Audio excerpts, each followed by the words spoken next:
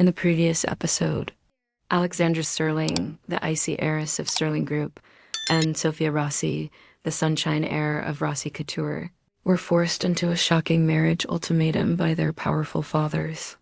What began as a corporate merger quickly turned into a reluctant union, with Lexa resisting every step while Sophie's secret lifelong love gave her unexpected hope. Their wedding was cold and tense, yet Sophie's warmth pierced through Lexa's icy facade with a single kiss that cracked her walls. The first night brought a clash of wills as Sophie boldly invaded Lexa's fortress-like penthouse, refusing to be cast aside. And by morning, Lexa's carefully controlled world was already unraveling, as Sophie's daily attacks of coffee and flowers began to chip away at her defenses. Passion fruit ganache tarts, vibrant lychee rose panna cotta. Lexa pretended not to notice Clara's marginally softened disposition, or the way her chief of staff now occasionally whistled softly while working. Lunch was no longer just bandits impeccably crafted. Nutritionally, optimized bowls delivered without a word. Alara started appearing around noon, bearing vessels that emitted captivating foreign aromas. Leftover rendang, she'd announce, placing a container of spiced coconut beef beside Lexa's keyboard. Papa overestimated portions. Or I experimented with this ancient grain salad, farro with pomegranate and za'atar. Thought you might appreciate the texture. Or, alarmingly, unicorn toast with glittery beet hummus because solemnity is overrated sometimes. Lexa would stare at the imposition, her stomach betraying her with a faint murmur at the alluring. Smells, her standard refusal, I don't consume that, was countered with Alara simply sitting in the visitor's chair opposite her, unsealing her own container and commencing to eat with palpable relish. Your loss, more for me. The silent stalemate, punctuated by the sounds of Alara eating and the increasingly distracting fragrances, often concluded with Lexa spearing a fork into the proffered food with poor grace, muttering about interruptions to operational efficiency. She never conceded it was palatable, but she ate it, and Clara began receiving supplementary portions too. The effect on the Sterling Tower staff was palpable. Bennett, the epitome of discretion, couldn't entirely conceal the slight quirk of his lips when Alara breezed past the reception desk laden with blossoms or sustenance. Junior associates murmured behind their terminals, exchanging peculiar looks when Alara, humming a melody, walked assuredly towards the CEO's inner sanctum. Clara, initially the most formidable sentinel of Lexa's fortress, found herself unwillingly disarmed. She fielded fewer calls, offered fewer glowers, and once, memorably, was discovered by Lexa actually grinning at a picture Alara texted her, a ridiculous cartoon fox wearing a tie. Captioned, "This was you in the Q3 review." So intimidating. Lexa overheard snippets in the elevator and the hushed passageways, saw her bringing in those Proteus this morning. The Frost Queen didn't even blink. Left an entire tray of homemade Spanica pita in the break room. From scratch, Clara actually chuckled today. I swear, she chuckled. It's like observing dawn break over a glacier, slowly, but it's occurring. The whispers infuriated Lexa. They implied fallibility, a diminishment of authority. Yet a treacherous part of her acknowledged the shift. The atmosphere in the tower, while still exacting and efficient, had shed a fraction of its polar sharpness. People moved with marginally less apprehension. There were grins, authentic ones. It was profoundly disquieting. Their interactions became a daily ballet of pointed words and unspoken acquiescence. Scene, Lexa's office. Alara delivering a lunch of brilliantly verdant chimichurri steak bowls. Lexa, without looking up from her screen, must you embody that incendiary shade of vermilion? It's triggering my photoreceptors. Alara placed the container down. It's dragon fruit blaze and it's chromatherapy for innovation. You should sample it sometime. Might soften that perpetual crease. She tapped her own brow lightly, Lexa glowering. My creases are hard-earned, unlike your perpetual effervescence. It's draining, Alara beaming. Good thing I brought you proteins then, Grumpy. Sustenance for scowling. She spun her vermilion dress a vivid streak against the gray, leaving Lexa glowering at the chimichurri, which smelled compellingly of garlic and parsley. Scene, The penthouse foyer. Lexa returning late, finding Alara arranging burgundy anemones in a severe titanium vase. Lexa, what is that aesthetically offensive vessel doing there? It conflicts with the Eames. Alara, the Eames is a monument to utilitarian form. This, she gestured to the anemones, is a monument to organic beauty. They contrast each other. Like us, she gave Lexa a pointed look, Lexa snorting. The only thing we contrast is each other's tolerance for irritation. And it's an excess of hue. This isn't a market stall. Alara, placing the final anemone, stepping back to admire her work. Existence requires hue, Lexa, even yours. Besides, she added, turning with a mischievous glint, you declare excess hue, but I observe you haven't jettisoned a single arrangement. Not even the one with the polka-dotted raffia you asserted resembled festive illness. She sauntered off towards the kitchen, humming, leaving Lexa staring at the anemones. A faint, unwilling admiration warring with her vexation at being caught in her incongruity. Lexa working late, Alara appearing with a mug of lavender honey tea, cortical rhythms still oscillating. You've been laser-locked on that display for 3 hours straight? Lexa, some of us sustain conglomerates, Rossi, unlike others who seem to specialize in botanical interior insurgency. Alara, placing the tea beside her. Conglomerates require well-rested sovereigns. Drink. It'll facilitate neural wind-down. Lexa, my somnolence patterns are perfectly adequate.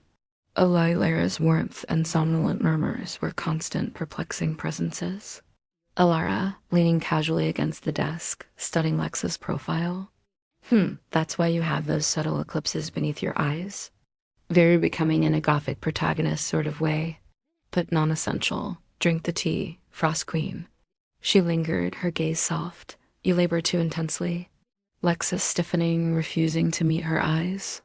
And you vocalize too much, perpetually. It's an acoustic marvel. My tympanic membranes remain intact.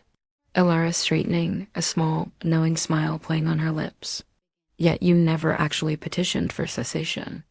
She padded silently out, leaving Lexa alone with the fragrant tea and the discomforting echo of that verity.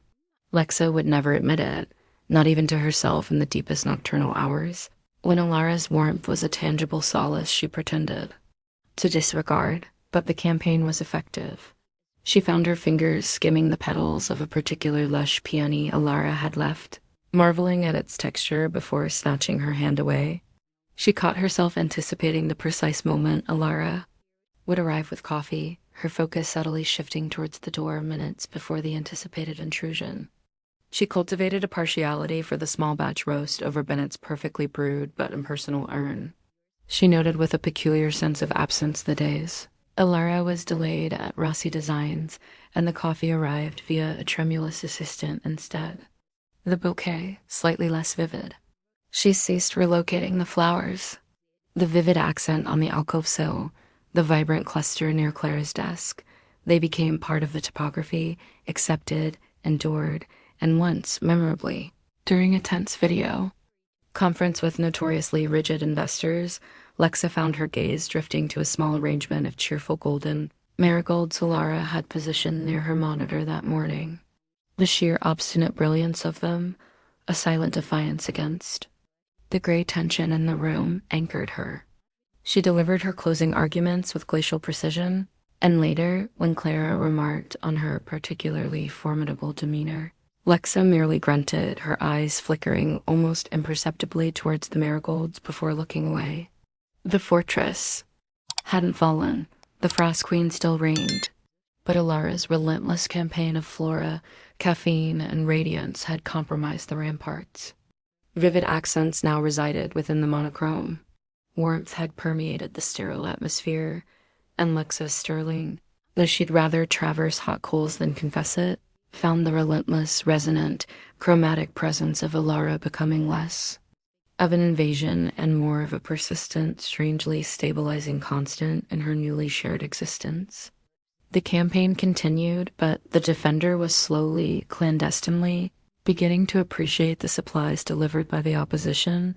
She opened her mouth for a sharp retort, but nothing came out. The truth of Bella's words was undeniable. She had pulled her back. She craved the warmth, the closeness, the release Bella offered, even as it left her physically depleted and emotionally exposed. Bella leaned in, her lips brushing Vivy's ear. "Face it, Vivy," she breathed. The words a delicious threat and a promise rolled into one. "The Ice Queen is hooked." "And I," she added, pulling back just enough to meet Vivy's stormy gaze, her own eyes blazing with warmth and possession. "I'm very much looking forward to wearing you out again tonight." She pressed a quick, searing kiss to Vivy's stunned lips before sauntering out, leaving Vivy clutching her coffee cup.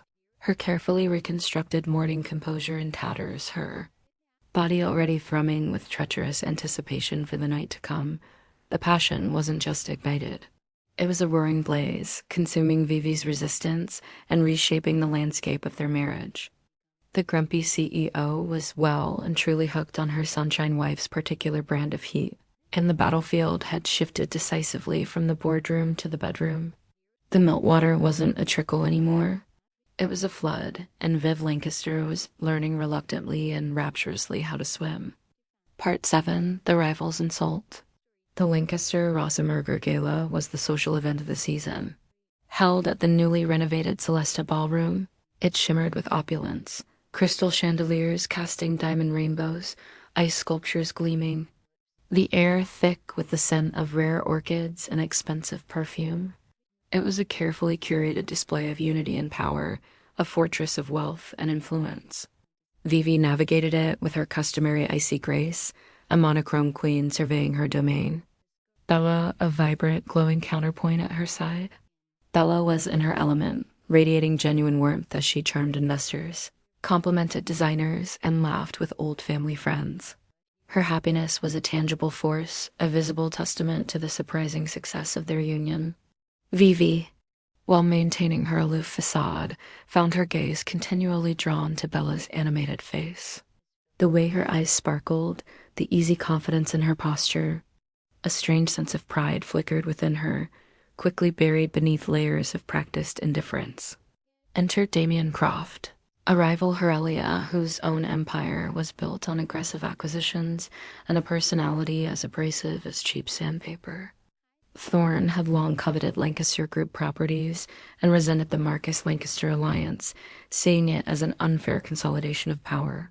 He watched Bella's effortless charm with a sneer, his small eyes narrowed in calculation. He saw not genuine warmth, but a weapon, not strength, but vulnerability. Thorne cornered Bella near a towering ice sculpture depicting intertwined Ellis and MS, catching her as she excused herself from a conversation with a group of Rossicoucher designers. Vivy was momentarily detained by her father and a Japanese investor. Across the room, but her radar, perpetually tuned to Bella's presence, registered the shift. "Mrs. Lancaster," Thorne purred, his voice slick with false geniality, raising a glass of champagne and a mock toast. "Or is it Mrs. Marcus Lancaster? Now must be confusing wearing so many hats. Or should I say so many smiles?" Bella turned, her natural politeness kicking in, though her smile became slightly more guarded. "Mr. Thorne, a pleasure, and it's just Lancaster now, but Bella is fine." "Bella," Thorne echoed, taking a deliberate step closer, invading her personal space. He looked her up and down with a leer disguised as appraisal. "Such effervescence. It's quite remarkable, like a perpetual champagne fountain. Tell me," he leaned in conspiratorially, his voice dropping, thick with insinuation, "does it ever get exhausting? Maintaining that level of performance day in, day out, the relentless cheer, the constant sunshine," he chuckled. "A dry, unpleasant sound. It must be a tremendous effort, almost fake." The words landed like physical blows. Bella's radiant smile froze, then shattered. The light in her eyes didn't just dim. It thudded out, replaced by a stunned, wounded emptiness. Thorne had struck with surgical precision, targeting the core of Bella's identity, her genuine, resilient joy. He weaponized the very thing Vivy had once dismissed, implying it was a calculated facade, a burden, something false and exhausting. Bella's hand tightened around her champagne flute, her knuckles turning white. She opened her mouth, but no sound emerged. The effortless charm, the quick wit, evaporated under the sudden, vicious assault. She simply stared at Thorne, her face pale, the vibrant energy that usually animated her draining away, leaving her, looking small and terribly vulnerable amidst the glittering crowd. She took a half step back, retreating, not just physically, but into a shell of silence. Vivy saw it happen. She saw the exact moment the sunshine vanished.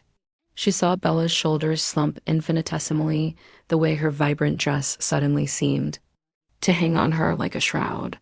She saw the stunned hurt in Bella's eyes, the way her lips parted soundlessly. The polite conversation with the investor became white noise. A cold, sharp fury, unlike anything she'd ever experienced, exploded in Vivy's chest. It wasn't just anger. It was a protective rage so intense it burned through her icy veins like acid. How dare he? The thought roared in her mind, primal and possessive. How dare he touch her? How dare he dim her light?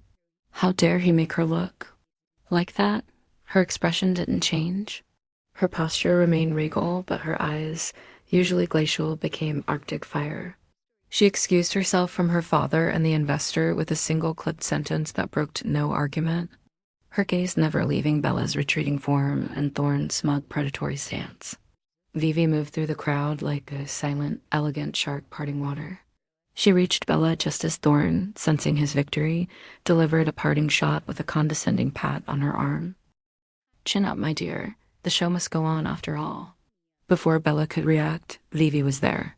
Her hand closed around Bella's upper arm, not roughly, but with a firmness that was both grounding and possessive. She pulled Bella gently but decisively away from Thorne, positioning herself slightly in front of her wife, a human shield radiating lethal cold. She didn't even glance at Thorne. Her full attention was on Bella. Bella. Vivy's voice was low, urgent, cutting through Bella's daze. "What did he say?" Her gaze scanned Bella's face, seeing the lingering shock, the unshed tears shimmering in her eyes. The fury within Vivy intensified, a white-hot core beneath her icy exterior. "Tell me exactly." Bella blinked, focusing on Vivy. Seeing the barely contained storm in Vivy's eyes, the protective stance unlocked her voice, though it came out small and shaky. He said, "My happiness was exhausting, a performance fake." The words tasted like ash. Vivy didn't react visibly to the words. She simply nodded once, a sharp, decisive movement. Her grip on Bella's arm tightened reassuringly for a split second before she released it. "Stay here," she commanded, her voice dangerously calm. "Do not move, Bennett." Her sharp call brought the ever-attentive butler materializing instantly. "Ensure Mrs. Lancaster is undisturbed."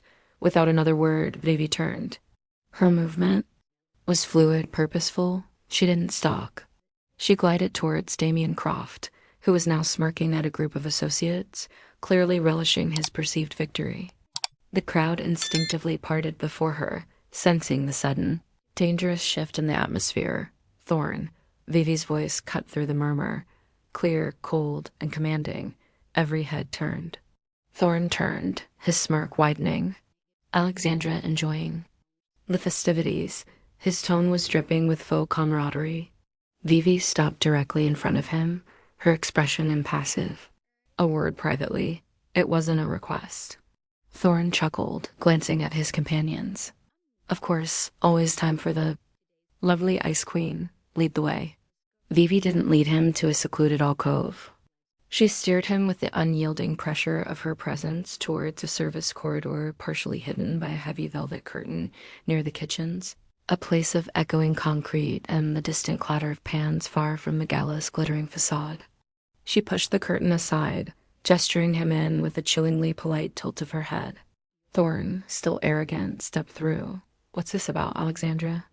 Feeling threatened by a little honest observation, he turned, his sneer firmly in place. "Your little wife's act is rather transparent, you know." He never finished the sentence. Vivy moved faster than thought. There was no warning snowl, no dramatic wind up. One moment she was standing poised, the next her fist encased in its perfectly tailored sleeve connected with Thorne's jaw with a sickening crack. It wasn't a wild punch. It was a focused, brutal strike honed by years of elite self-defense. Training. Thorne's head snapped back. a spray of blood and saliva arcing through the air as he staggered into a stack of empty crates, sending them clattering. He gasped, clutching his face, eyes wide with shock and sudden terror. "You crazy boy." Vivy was on him. She didn't rage. She administered punishment with terrifying, icy precision. A knee drove into his gut, doubling him over. A sharp, open-handed strike across his already bleeding mouth silenced him. She grabbed a fistful of his expensive hair, yanking his head up to meet her eyes, which now blazed with pure incandescent fury. "You," Vivy hissed, her voice low and venomous. Each word a shard of ice, insulted my wife. She slammed his head back against the concrete wall. "Thud, you called her light fake." "Thud, you dared to touch her." Thud. With each accusation came another controlled impact. Thorn whimpered, blood streaming from his nose and split lip, his earlier bravado replaced by abject fear. He tried to raise his hands to shield himself, but Vivy battered them away with contemptuous ease. "Apologize," Vivy commanded, her voice terrifyingly calm amidst the violence. She held him pinned, her strength shocking. "Apologize to her now." Whimpering, barely coherent, Thorn choked out, "I'm sorry, Lancaster. Please, I'm sorry." "Not to me," Vivy snarled, tightening her grip on his hair. "To her, Safi Marcus Lancaster. Say her name. Say you're sorry for insulting her, for daring to speak to her. Sorry, Safi. Sorry, I was wrong." "It was stupid," Thorn babbled, tears mixing with the blood on his face. "Please, I'm sorry." Vivy held him there for a moment longer, her gaze boring into his, ensuring the fear and the apology were genuine. Then, with a look of utter disgust, she released him. He slumped to the floor, a groaning, bloody mess amidst the spilled crates. Vivy straightened her jacket cuffs with sharp, precise movements. Not a hair was out of place. Only the faintest smear of blood marred her knuckles. She looked down at Thorn with pure contempt. "If you ever speak to her, look at her, or breathe near her again," she stated, her voice returning to its customary glacial calm, but laced with deadly promise. "I will dismantle your pathetic empire, brick by brick, and leave you begging in the street. Do you understand?" Thorn could only nod frantically, clutching his ruined face. Vivy turned and walked calmly back towards the curtain, pausing only to pull a pristine white linen handkerchief from her pocket and meticulously wiped the blood from her knuckles. She dropped the soiled cloth onto Thor's heaving chest. "Clean yourself up and get out of my hotel." Vivy pushed the curtain aside, stepping back into the gala's soft light and music. The transition was jarring. She scanned the crowd immediately, finding Bella exactly where she'd left her, flanked by a concerned all-looking Bennett and a furious Clarajo had clearly pieced together the situation.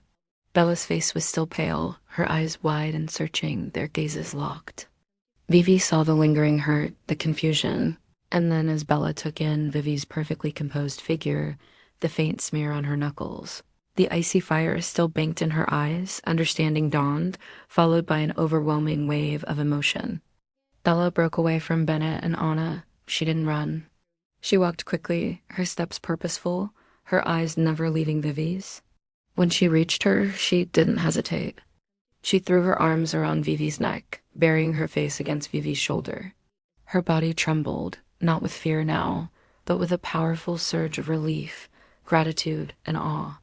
"Oh, Vivy," she breathed, her voice thick with tears she could no longer hold back. You didn't have to." Vivy stood stiffly for a fraction of a second, unused to such public displays, acutely aware of the stunned onlookers. But then, slowly, almost awkwardly, her arms came up, encircling Bella's waist. She held her close, her chin resting lightly on Bella's head. "Of course I did," she muttered, her voice gruff against Bella's hair. "He insulted you? He touched you?" The possessiveness in her tone was undeniable. Bella pulled back just enough to look up at Vivy, tears streaming down her face, but her smile was back, brighter than ever, dazzling through the tears. "My fierce, beautiful ice queen," she whispered, her voice filled with wonder and a love so profound it stole Vivy's breath. Then, ignoring the crowd, the gala, everything, Bella surged forward and kissed her. It wasn't chaste, it wasn't gentle. It was passionate, claiming a desperate communication of everything words couldn't express. Gratitude, love, fierce pride, and the sheer overwhelming relief of being protected so absolutely. Bella's lips were salty with tears, but warm and insistent. Vivy, after a stunned moment, kissed her back with equal fervor, her earlier stiffness melting away in the face of Bella's uninhibited emotion. Her arms tightened around Bella, pulling her impossibly closer, one hand tangling in her hair, the kiss deepening until the gasps of the crowd faded into a distant hum. When they finally broke apart, breathless, Bella rested her forehead against Vivy's, her eyes shining. "You're bleeding," she murmured, gently touching Vivy's bruised knuckles. Vivy glanced down, then back at Bella, a flicker of her customary grumpiness returning, but soft by the lingering intensity of the kiss and the warmth in Bella's eyes. "It's nothing," she grumbled, pulling Bella back into her embrace, holding her close, shielding her from the staring eyes. "Just a nuisance. Now stop crying. You're getting my suit wet." But she didn't let go. She held Bella tightly, her chin resting on her wife's head, her gaze sweeping the now silent crowd with a silent, protective warning. The message was clear. Sophie Marcus Lancaster was hers. Her light was real, and anyone who dared to dim it would face the icy fury of the woman who had finally embraced the fire within herself to protect it. The Ice Queen had found something worth melting for, worth burning for, and the world had just witnessed the terrifying, beautiful consequences. Part 8. Protecting her sunshine. Vivy Lancaster's violent defense of Bella wasn't just a one-off explosion. It was a seismic shift, the crumbling of a final internal dam. The possessiveness, the fierce protectiveness she'd unleashed on Damien Thorne didn't recede. It became the bedrock of her existence. Bella's sunshine wasn't just something Vivy tolerated or secretly craved. It was her most vital, fiercely guarded treasure. And woe betty anyone or anything that threatened its brilliance. Vivy's protectiveness, manifested in ways both grand and microscopic, woven into the fabric of their daily lives. Word of the Celesta incident, as the Gallo altercation was discreetly dubbed, spread like wildfire in certain circles. Paparazzi became bolder, sensing a story in the volatile Ice Queen and her radiant wife. Cameras would flash as they exited events or even just stepped out for coffee. Vivy's reaction was immediate and terrifying. She wouldn't just ignore them. She'd stop, turning slowly.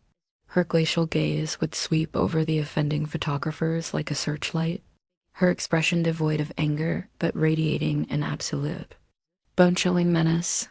It was a look that promised ruin, a silent, unblinking threat that made even the most hardened tabloid snapper lower their lens and back away. Bella would squeeze her arm, murmuring, "It's okay, Vivy. They're just doing their job." But Vivy would merely grunt. "Their job is harassment, unacceptable," before ushering Bella into the waiting car, placing a protective hand on the crown of her head as she ducked inside. Bella adored high fashion, including the towering, precarious heels that were Rasa culture. Staples. Vivy loathed them. "Mechanical disasters," she'd mutter, watching Bella wobble slightly after a long day. One evening, returning from a charity auction where Bella had been on her feet for hours, they reached the long marble-tiled foyer of the penthouse. Bella winced, taking a step that ended in a slight stumble. Before she could even gasp, Vivy had smoothly scooped her up, one arm under her knees, the other supporting her back in a perfect bridal carry. Bella squeaked in surprise, instinctively looping her arms around Vivy's neck. "Vivy, put me down. I'm fine." "Your feet are swollen," Vivy stated flatly, already striding towards the living area. "And those shoes are instruments of torture designed by sadists." Her tone was matter-of-fact, but the ease with which she carried Bella, the careful way she adjusted her grip, spoke volumes. She deposited Bella gently onto the plush sofa, then knelt, ignoring Bella's protests, and carefully removed the offending heels herself. Her long fingers surprisingly tender as she massaged Bella's instep for a brief, shocking moment before standing abruptly. "Wear sensible shoes tomorrow," she commanded, stalking off towards her study, leaving Bella flushed and speechless on the sofa, cradling her feet. Bella's boundless energy sometimes led to skipping meals when absorbed in design work. Vivy noticed. Bennett started receiving very specific and usually detailed lunch orders, not just for Vivy, but for Bella as well.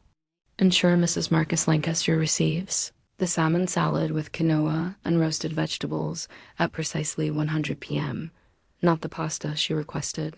She needs protein and complex carbs. If Bella tried to wave it away, Vivy would materialize a silent, immovable monolith beside Bennett until Bella picked up a fork. Eat was the single, unyielding command. Bella would roll her eyes, but find herself smiling as she complied. At high society functions, Vivy became Bella's shadow and buffer.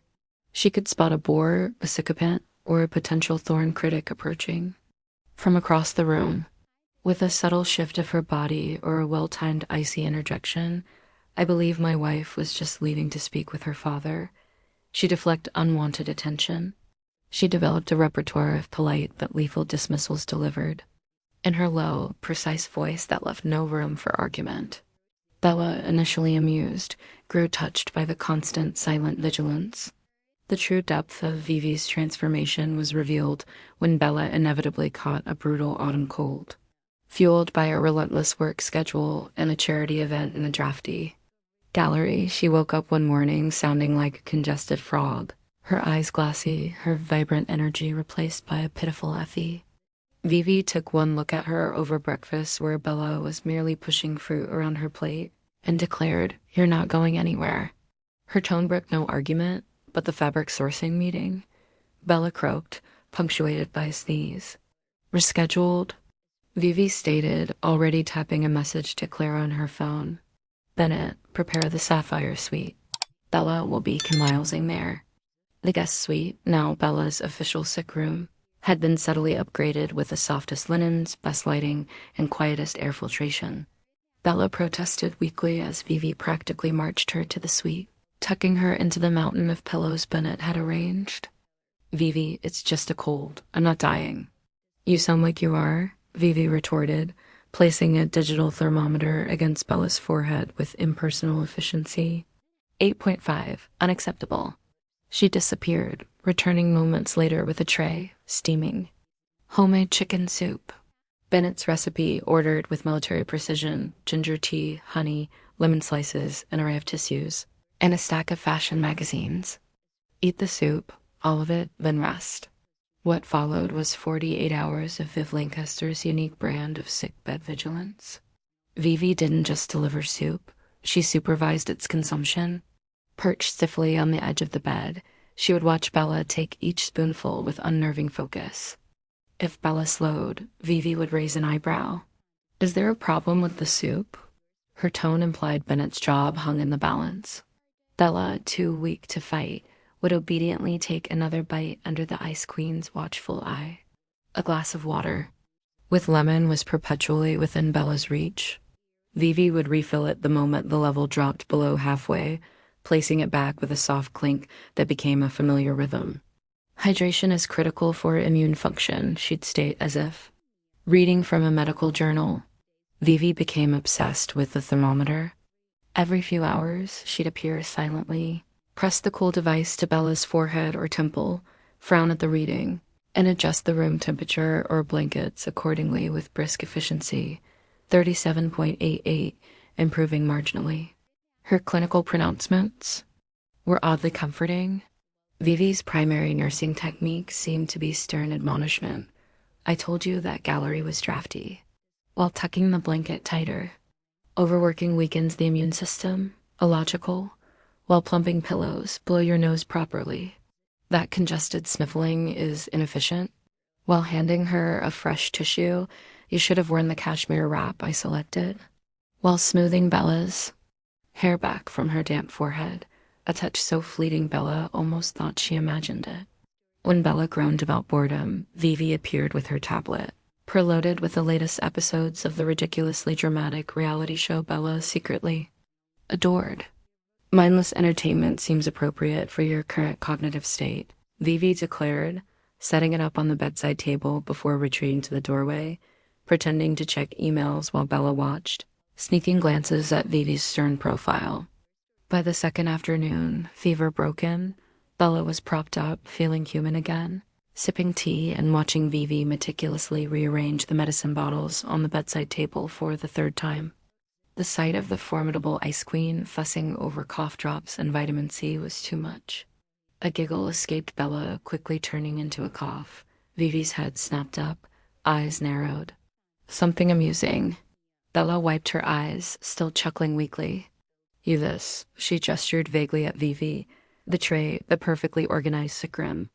Who knew my terrifying ice queen was such a mother hen, such a softie? Vivy froze. The word seemed to hang in the air. Radioactive, her spine stiffened, her expression hardening into its most impenetrable mask. Don't be absurd, Marquez, she snapped, her voice colder than the ice pack she'd applied earlier. I am ensuring efficiency. A sick spouse is a disruption. I am merely minimizing downtime.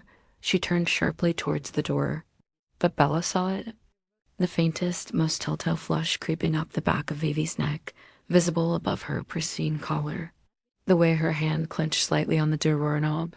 The sheer overreaction, minimizing downtime. Hair, Bella called after her, her voice still raspy but laced with tender amusement. Is that why you hand-fed me that soup yesterday when my hands were shaky? Why you sat in here for an hour last night just reading financial reports in that awful chair? Because I said the room felt too big. She saw Vivy's shoulders tense. Admit it, Vivy Lancaster. You care deeply, fiercely, and it is, she added softly, her smile warm despite her congestion, the most wonderful thing I've ever seen. Vivy didn't turn around.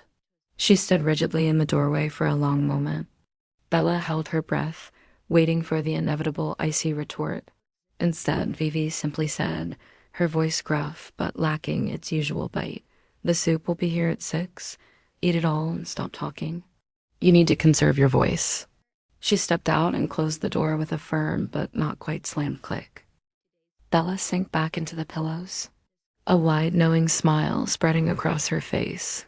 She didn't need an admission. The relentless care, the gruff tenderness, the furious blush. They were proof enough. Her ice queen wasn't just protecting her sunshine. She was building a greenhouse around it, ensuring it would never dim again.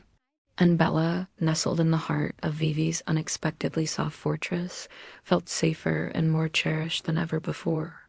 The protector had been revealed, grumbling and glorious, and Bella wouldn't have her any other way. Part 9, the first initiation, the protectiveness, the care, the simmering passion. They were all facets of a diamond Bella had painstakingly unearthed from the glossa, but one facet remained obscured. Vivy Lancaster's ability to initiate, to truly ask for the connection she now craved. She responded to Bella's warmth, surrendered to Bella's passion, grumbled through Bella's care. But the act of reaching out, first of exposing that raw, unguarded need, remained a final, terrifying frontier dotted began subtly. Bella returned late from a grueling 3-day trip to Milan for Rossi Couture's spring preview. Jet-lagged, slightly rumpled, but still radiating the residual buzz of a successful show. She found Vivy not in her study, not reviewing reports, but standing silently by the vast living room windows. The city lights glittered below, casting long shadows in the otherwise dark penthouse. Vivy's posture was rigid, but not with her usual controlled power. It was a different kind of tension, taut, almost brittle. She held a crystal tumbler of amber liquid, untouched, her gaze fixed on the distant horizon, not seeing the skyline. Hey, Bella called softly, dropping her suitcase by the door. I'm home. Show is a smash. The critics loved the new line. She moved closer, shedding her coat. Long day, Vivy didn't turn, didn't acknowledge the news. A beat of silence stretched, thick and heavy. The Singapore deal fell through, she stated, her voice flat, devoid of its usual cutting edge. It wasn't anger, it was hollow.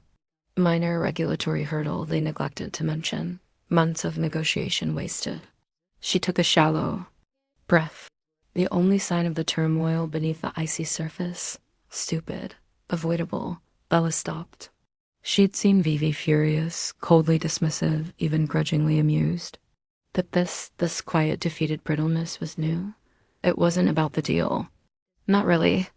It was the exhaustion of constant control, the vulnerability of a rare public stumble in her meticulously managed world.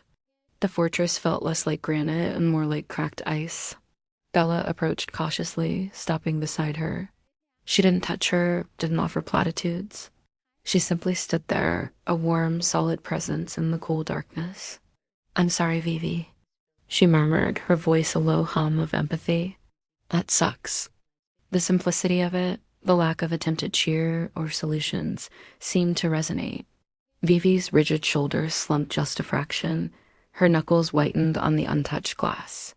The silence deepened, filled only by the faint hum of the city and the unspoken weight of Vivy's rare exposed disappointment. Bella watched her profile, the sharp line of her jaw clenched tight, the vulnerability shimmering just beneath the surface. The urge to wrap her arms around Vivy, to offer comfort, was overwhelming, but she held back. This had to come from Vivy, this final surrender, this reaching across the gap instead of waiting for Bella to bridge it. Minutes ticked by. The tension. And Vivy didn't lessen. It coiled tighter. A spring compressed to its limit. Bella could almost feel the internal battle raging. The ingrained instinct to retreat, to rebuild the walls higher, wearing against the newer, terrifying impulse to seek. Solace, to connect. Then it happened. Not a word, not a sigh, a subtle shift in the air. Vivy turned her head, finally tearing her gaze from the window. Her icy blue eyes met Bella's in the dim light. They weren't guarded or cold. They were raw, turbulent, filled with a complex storm of frustration, exhaustion, and a desperate, unspoken yearning that stole Bella's breath.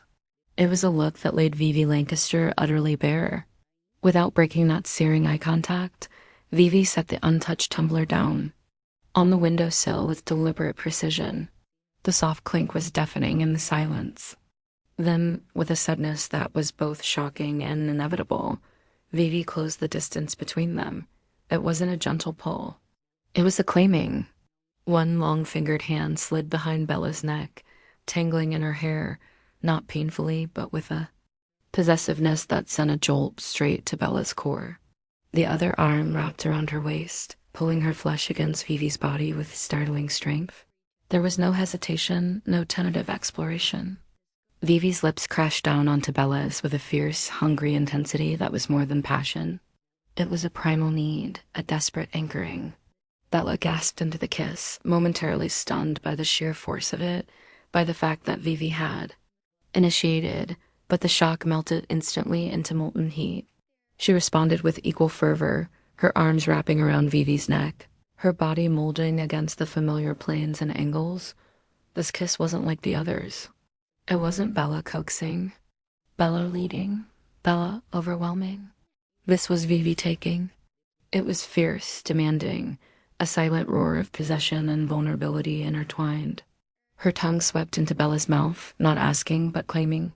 Her hands roamed Bella's back, pressing her impossibly closer, as if trying to erase any space between them. Vivy didn't lead Bella to the bedroom. She navigated them there through a haze of desperate kisses and tangled limbs, her movements driven by a single-minded intensity Bella had never witnessed. The familiar space felt charged, different. Vivy didn't wait for Bella to undress her. She shut her own clothes with impatient, almost clumsy haste. Her usual meticulous control abandoned. Then, with surprising tenderness mixed with that fierce possessiveness, she helped Bella shut hers, her eyes never leaving Bella's, dark with a hunger that went far beyond the physical. When they fell onto the bed, it was Vivy who took the lead. Her touch, while still intense, held a new reverence, a deeper exploration. She mapped Bella's body as if memorizing it anew. Her lips trailing fire across Bella's skin, whispering words Bella could barely comprehend through the haze of pleasure. Fragmented phrases, choked gasps that sounded like mine in need, and so beautiful. Her hands, usually so precise in boardrooms, were confident, demanding, guiding Bella's responses with an intuitive understanding that left Bella breathless. She orchestrated their movements, setting a rhythm that was both urgent and deeply intimate. Her gaze locked on Bella's, reflecting the awe and the fierce, protective love that fueled her. Bella surrendered completely, swept away by the tidal wave of Vivi's unleashed desire. It was overwhelming, intoxicating, profoundly moving to see the Ice Queen, the woman who built walls for a living, so utterly vulnerable, so completely present, so determinedly giving, it shattered Bella in the best possible way. She met Vivi's intensity with her own, gasping her name, urging her on, lost in the perfect storm of their shared passion. Later, tangled in the sheets, limbs entwined, sweat cooling on their skin, the frantic energy subsided into a profound, trembling stillness. Vivy lay on her back, one still possessively draped across Bella's waist, her chest rising and falling. Rapidly, Bella rested her head on Vivy's shoulder, tracing idle patterns on the smooth skin of her abdomen, feeling the frantic beat of Vivy's heart gradually slow beneath her palm. The silence stretched, comfortable yet charged with the weight of what had just transpired. Bella waited, knowing words were dangerous territory for Vivy, especially now. Finally, Vivy spoke. Her voice was raw, roughened by passion and something deeper, something fragile. It wasn't a whisper. It was a low, growly confession forced from the depths of her being, barely audible in the dark room. "Your light." Vivy began, then stopped, swallowing hard. Bella felt the tremor run through her. Vivy's fingers tightened almost imperceptibly on Bella's hip. "It's everything." Another pause. A struggle Bella could feel in the tension of the body beneath her. "That man, Thor." Vivy's voice hardened momentarily, seeing it dim. "Seeing you dim?" She took a shaky breath. "I can't. I won't ever let that happen again." The words were fierce, protective, but layered beneath them was a vulnerability so profound it made Bella's own breath catch. "I need it. You this." Her hand moved from Bella's hip to gently cup her cheek, turning Bella's face towards her. In the dim moonlight filtering through the blinds, Bella saw it. The icy walls were gone utterly. In Vivy's eyes was only raw, unguarded emotion, fierce protectiveness, bone-deep need, and a love so vast and terrifying it shimmered like unshed tears. "Don't let it fade, Bella. Promise me, don't ever let your light fade." The plea, the raw vulnerability in Vivy's voice and eyes, shattered Bella. Tears welled up, blurring her vision. She turned fully into Vivy's embrace, burying her face against Vivy's neck, holding her with all her strength. "It won't," she whispered fiercely against Vivy's skin, her voice thick with tears and conviction. "Not with you. Not ever with you. Protecting it. Protecting me." She pulled back slightly, meeting Vivy's gaze, her own eyes shining with love and awe. "And this Vivy you initiating?" She shook her head, unable to articulate the magnitude of it. "You have no idea what that means." Vivy didn't reply with words. Instead, she pulled Bella back down, holding her close, her face buried in Bella's hair. Her body relaxed fully for the first time Bella could remember. The last vestiges of tension melting away, replaced by a profound sense of rightness, of belonging. The silence returned, but it was a different silence. Warm, safe, intimate. The silence of a fortress not just breached, but willingly opened, its treasures shared. That night marked the final dissolution of reluctant spouses. Viv Lancaster had not just initiated passion, she had initiated a profound, irrevocable merging of souls. She had claimed Bella not just as her wife, but as her anchor, her light, the keeper of a vulnerability she entrusted to no one else. And Bella, held in the fierce, protective embrace of a transformed Ice Queen, knew their bond had deepened into something unbreakable, forged in fire, tempered by tenderness, and illuminated by the very light Vivy had sworn to protect. They were no longer just partners in passion or marriage. They were partners for life, soul deep and true. The grump had not just fallen for the sunshine. She had learned to bask in it, and in doing so had discovered her own radiant warmth. Part 10. Passionate partners for life. The transformation wasn't a sudden thaw, but a profound, enduring shift in the landscape of their lives. Vivy Lancaster and Sophie Marcus Lancaster were no longer heiresses forced together, nor reluctant spouses navigating a truce. They were partners, fiercely passionate, deeply protective, irrevocably intertwined, The Ice Queen hadn't melted. She had learned to harness her glacial strength to nurture and protect the warmth she now cherished above all else. And the sunshine, secure in that. Fierce love shone brighter than ever, her light now tempered with the unshakable foundation Vivy provided. To the outside world, the dynamic appeared largely unchanged. A fascinating study in contrasts refined to an art form. Vivy stood near a towering ice sculpture, impeccably dressed in midnight blue silk that echoed her eyes, radiating an aura of cool command. Investors approached cautiously, receiving precise, efficient answers. Across the room, Bella was a whirlwind in saffron silk, laughing with donors, effortlessly charming the room. A seasoned socialite attempted to monopolize Vivy, droning on about market fluctuations. Vivy's gaze, growing colder by the second, flickered towards Bella. Almost instantly, Bella disengaged from her group, weaving through the crowd with effortless grace. "Darling," she said, slipping her arm through Vivy's, her touch instantly grounding. "Damien Pembroke is desperate to hear your thoughts on the Singapore infrastructure project. You know how he values your unvarnished perspective?"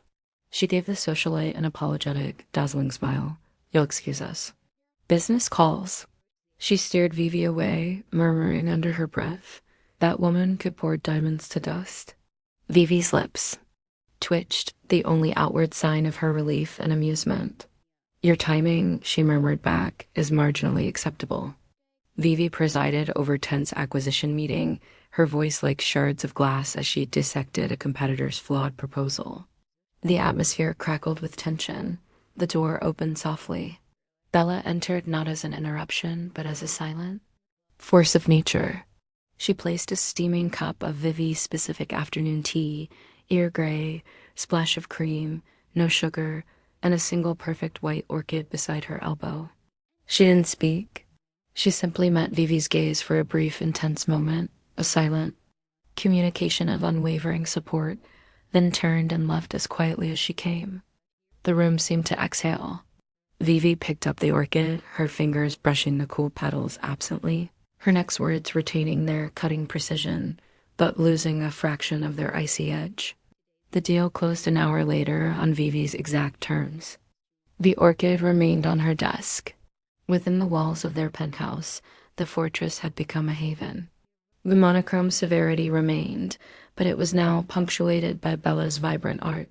Overflowing bookshelves filled with novels, Vivy pretended not to read, cozy throws draped over angular sofas, and always fresh flowers. Vivy's study now featured a second, smaller desk, bathed in sunlight near the windows, Bella's design nook. Sketches, fabric swatches, and vibrant mood boards clashed gloriously with Vivy's minimalist tech. They often worked in companionable. Silence broken only by the scratch of Bella's pencil, the tap of Vivy's keyboard, or the occasional grumble. "Must you play that Bubbling Brook soundtrack? It sounds like inefficient plumbing." Bella would just smile, turning it up a notch. Later, Vivy would find herself humming the tune. Bella had a nightmare, a rare occurrence, jolting her awake with a gasp. Before she could fully orient herself, Vivy was there, not with soft words, but with immediate solid presence. She pulled Bella against her, wrapping strong arms around her, her chin resting on Bella's head.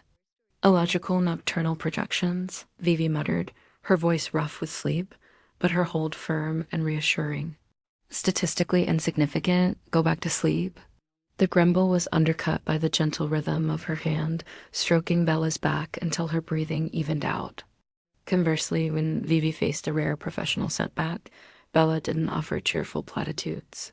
She'd make Vivy's favorite comfort food, a surprisingly decadent mac and cheese recipe she'd wheedled out of Bennett, pour a generous glass of expensive scotch, and sit silently with her, a warm, grounding presence radiating quiet understanding until Vivy was ready to dissect the problem aloud. Air verbal sparring remained, but the barbs were blunted, infused with a deep well of affection and knowing intimacy. "Seen Vivy critiquing Bella's latest design sketch? This ruffle is structurally unsound. It will catch on everything. A hazard." Bella, grinning. "It's called drama, darling. Something your wardrobe desperately needs." unless you count that one slightly less black suit as living on the edge. Vivy sniffing, but a flicker of amusement in her eyes. Function over frivolity, and that suit is charcoal. A significant divergence. Bella leaning over, kissing Vivy's scowling forehead. My daring ice queen, now about this ruffle. Imagine it in emerald silk. Nights remained a cornerstone of their connection. Sometimes it was Bella overflowing with joyful energy, initiating with playful seduction that left Vivy breathless and grinning despite herself. Sometimes it was Vivy driven by a deep possessive need or simply the overwhelming love she could now express, pulling Bella close with a low growl that promised slow, intense worship. Their chemistry was a living thing, constantly evolving, a dance of fire and ice that always ended in melting surrender and shared warmth. Mornings often found Vivy grumbling about reckless sleep deprivation tactics, but the flush on her skin and the softness in her eyes when she looked at Bella told the true story. It was a quiet Tuesday night. Rain lashed against the penthouse windows, a rhythmic counterpoint to the crackling fire in the living room hearth. Vivy sat in her favorite angular chair, reading a complex geopolitical report on her tablet, her reading glasses perched on her nose. Bella was curled on the sofa nearby, sketching by firelight, soft jazz playing low. Yawning, Bella stretched, setting aside her sketch pad. Bedtime for this sunshine, she announced, patting over to Vivy. She plucked the tablet from Vivy's hands, ignoring the predictable grunt of protest, and set it aside. She then removed Vivy's glasses, folding them precisely. Vivy looked up, her gaze softening as it always did when Bella's focus was solely on her. I was reading that, she stated, the protest automatic, but lacking heat. And now you're done, Bella murmured, leaning down. She kissed Vivy, not with fiery passion, but with deep, lingering tenderness. A kiss that spoke of home, of safety, of unwavering love. Vivy's hand came up, cupping Bella's cheek, her thumb stroking the soft skin. The report was forgotten. Bella pulled back slightly, her eyes warm and knowing in the firelight.